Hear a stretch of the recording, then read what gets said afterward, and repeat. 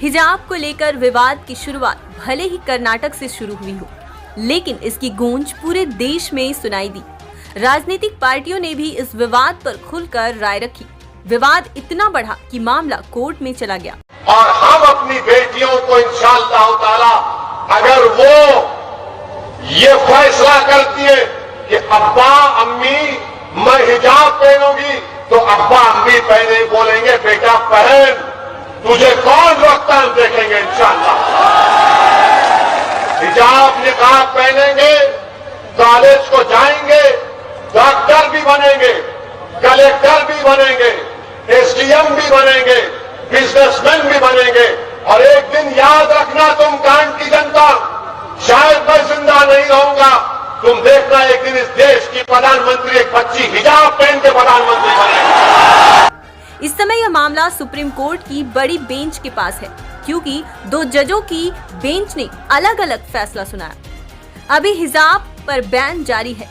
वैसे तो इस विवाद की शुरुआत पिछले साल ही शुरू हो गई थी, जब कर्नाटक के उडुपी के एक जूनियर कॉलेज ने कैंपस में हिजाब पहनकर आने पर रोक लगा दी थी।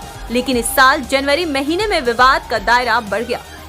उसके बाद हिजाब के समर्थन में लगातार प्रदर्शन होते रहे। कर्नाटक में कई जिलों में इसके समर्थन में लोग सड़कों पर आए।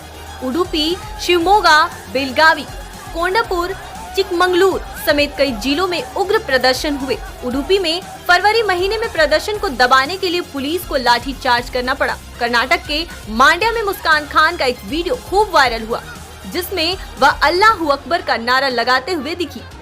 वह हिंदू भगवाधारी छात्रों का विरोध कर रही थी। देश के दूसरे हिस्सों में भी इसकी गूंज सुनाई देती रही। विवाद की लपटें यूपी, महाराष्ट्र, बंगाल, आंध्र प्रदेश सहित कई राज्यों में फैल गई।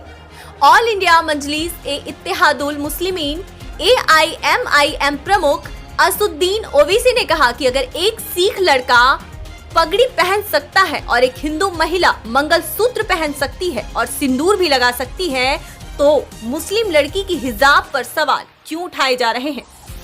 कांग्रेस के पूर्व अध्यक्ष राहुल गांधी ने इस विवाद पर ट्वीट किया। उन्होंने कहा, स्टूडेंट के हिजाब को उनकी शिक्षा में आड़े आने देकर हम भारत की बेटियों का भविष्य लूट रहे हैं।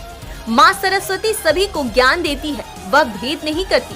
कांग्रेस महासचिव प्रियंका गांधी ने भी इस विषय पर कहा कि बिकनी हो, घूंघट हो या हिजाब, महिलाओं को मर्जी के कपड़े पहनने का हक है।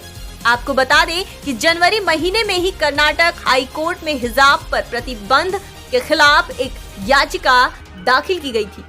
कर्नाटक हाई कोर्ट ने राज्य सरकार के फैसले को सही ठहराया। राज्य सरकार ने हिजाब पर एक सरकारी आदेश जारी किया था। इसके तहत सभी छात्राओं के लिए कैंपस के भीतर हिजाब पहनने पर रोक लगा दी गई।